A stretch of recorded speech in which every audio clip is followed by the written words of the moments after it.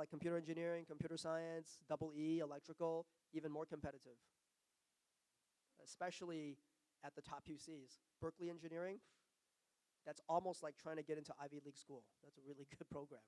So you're right, engineering programs even more competitive than this. These are just minimums, minimums. Okay, I think we can move on. Yes,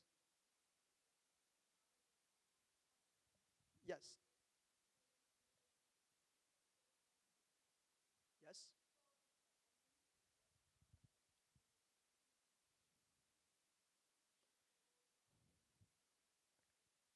So if it's an engineering program, usually they like to see one math, one science. I, they don't like to see it. I think they say it specifically. If you apply to an engineering college, the two that you submit should be one math, one science. Cannot be math and literature or US history and physics. You can't even take two science. If you take chemistry and bio, they'll only count one of them. They want to see the math level 2 and some science. It doesn't matter which science, physics, chemistry, bio, it doesn't matter. But generally, if you're going to do engineering, it's going to be physics or chemistry, generally speaking. But yes, engineering schools almost always require one math, one science. Okay? If you take a third one, if, it could be anything. It could even be another science, that's fine. Okay? Yes, over here.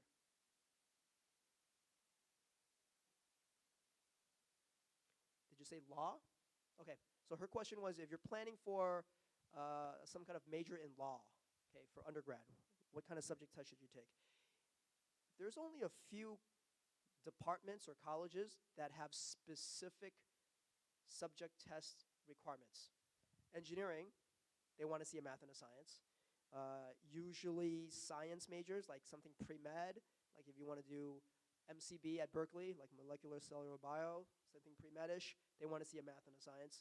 Outside of those, almost all the other majors, there's no specific requirements. Law is keep in mind, law is grad school. Undergrad, you can major in anything. You can even major in biology and end up in law school. You can major in engineering.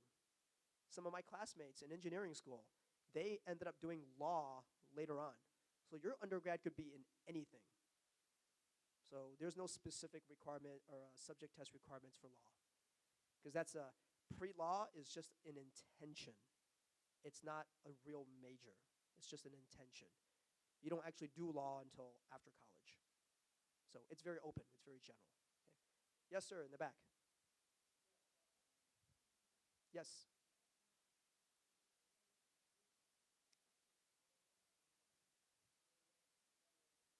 Okay, good question. That's a good question. So he was asking me about SAT subject. There's math level 1 and math level 2. Most major colleges, including the UCs and just about any good private school you can name, do not recognize or accept math level 1. It's an easy test. It only covers through algebra 2 and trigonometry.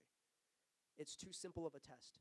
So most competitive schools do not accept or even acknowledge that score, even if you get a perfect 800 in math level 1. So in my mind, math level 1 is not that useful of a test. I haven't even taught or offered that class in like 5 years. Okay, so math level 2, that's the only one that's useful. Unless you're applying to a less competitive school, maybe they accept it. But generally speaking, UCs and many other schools, they only want to see math level 2 subject test. Yes?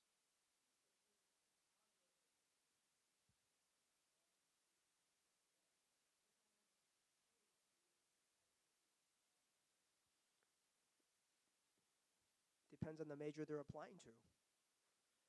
That has nothing to do, like math competitions and Olympiads and whatever, that has nothing to do with their subject tests. That cannot substitute for the subject test. Let's put it that way. Yeah, you probably should. But if they're doing well in those Olympiads, then the math subject 2 should be easy for them. Should be, right? But it cannot substitute because they still want to see your performance on the national exam because it's a standard exam. Okay? we're almost done. When I finish up, then I'll answer questions here. Okay. Um, this is how UC Berkeley rates its applicants. This is kind of unique information. Okay. This is kind of private information. So this is kind of sensitive. Okay. Berkeley, if they look at your whole profile, okay, if they give you a 1 rating, that means they very strongly recommend. Only 5% of all the applicants get a number 1 rating. Basically, if you get a 1 rating, you're in, for sure. If you get a 2 rating, they strongly recommend. About 10% of the people get that. Still not that many. 2.5 means just recommend. Kind of like borderline, but they still recommend. Only 10%. And for the 5th time, what was Berkeley's admissions rate? 19.5, so 20%. Right here, 20%. Okay, that's 25% actually. So the 5 here and the 10 here, they probably all get in. Only some of these people get in. Okay? So if you're below this red line, if you're below this, you probably do not get in. Even some of these people do not get in. Okay? 3 means maybe. Maybe means no. 15%. Well, there's exceptions. There's always exceptions. There may be a few random people in here that still get in. Maybe you donated a lot of money. Maybe you're famous. Maybe you're a star athlete, or you're the best lacrosse player in Northern California. I don't know, just something special about you. Okay? You're the best cello player in all of the West Coast. I don't know, something like that. Maybe. Well, that's why it's called maybe. 4 rating, you're qualified, but you're still not recommended. That should be very interesting to you. Qualified, but not recommended. 40% of the people get that. That's almost half. So there's that many people who are qualified, but they still do not recommend. You have to understand that the schools have limited seats. So that means qualified people sometimes get turned away. And if this happens at a UC campus, think about how it happens on an Ivy School campus. Lots of people are qualified, but still not going to recommend. Right? Berkeley was a 19.5% acceptance rate. But if you try to go to a Harvard, Yale, Princeton, Columbia, whatever, those are probably like 9, 10, 11, 12, 13%. Even more people fall in this range. Qualified but not recommend. Okay? It doesn't mean you're not good enough. It just means there's too many people who apply. You can't control that. And then a 5 rating, just not recommend. 1/5 of the people get that. And Berkeley uses an uncapped weighted GPA. That means infinity. You can get as high as you want, right? They just calculate the GPA. They don't limit your GPA. Okay? Now, we'll do a special exercise, and this will be, do we have time? Yeah. We'll try to finish up with these, okay? All right, so student R, these are actual students. I didn't make these up, okay? Actual students. Student R from an East Bay Prep High School. All right, let's look at this carefully. U is unweighted GPA, 4.0. That means straight A's because it's unweighted, straight A's. Weighted GPA was 4.37. Pretty decent, pretty solid. Okay. Here's the honors and AP count for sophomore and junior year. 9 semesters. Keep that in mind, it's semesters. And then senior year, they took 7 semesters. Oh, that's a lot. That means senior year, they took a lot, right? A through G courses, 47. Do you remember our magic number before? 48, yeah. Right around 48, so it's not bad. That's the SAT reasoning score, math, reading, and writing, and then the subject test scores, okay? Those are just the raw numbers. Now, these are more important. You're probably not familiar with these. School to Berkeley. That means what is your percentile rank compared to your classmates applying to Berkeley. That means directly comparing you to your school's classmates, applying to Berkeley specifically. And then pull to Berkeley means That's your percentile rank for you compared to the entire Berkeley pool of applicants. Does that make sense? So again, Berkeley pool means your percentile rank to everyone who applies to Berkeley. School to Berkeley is your school's applicants to Berkeley. Okay?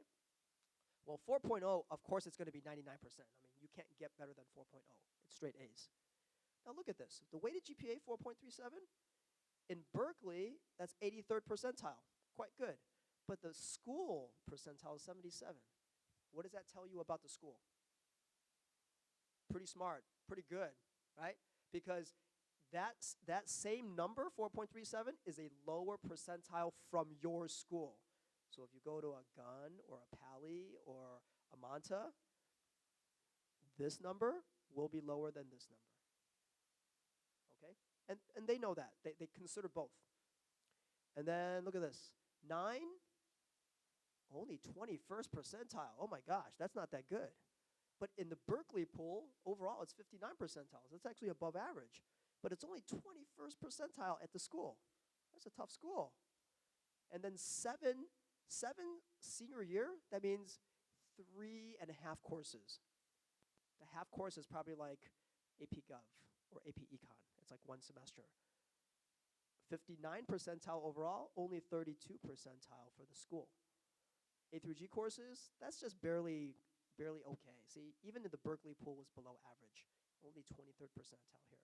Okay, now see, look at this. SAT reasoning, they don't give you percentile ranks.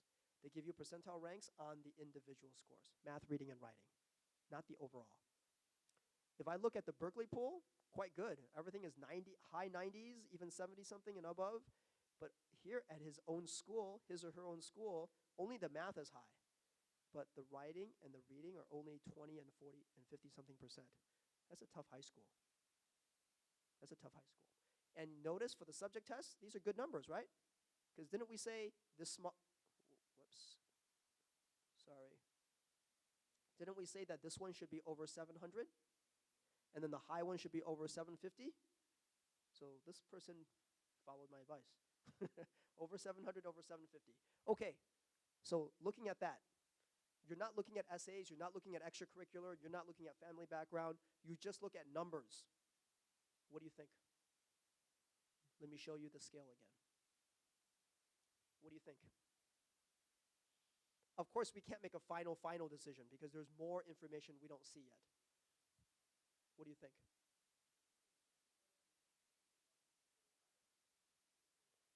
I hear a lot of 2.5s. 2s and 2.5s. Okay, so I hear about the same number of 2s and 2.5s. Okay.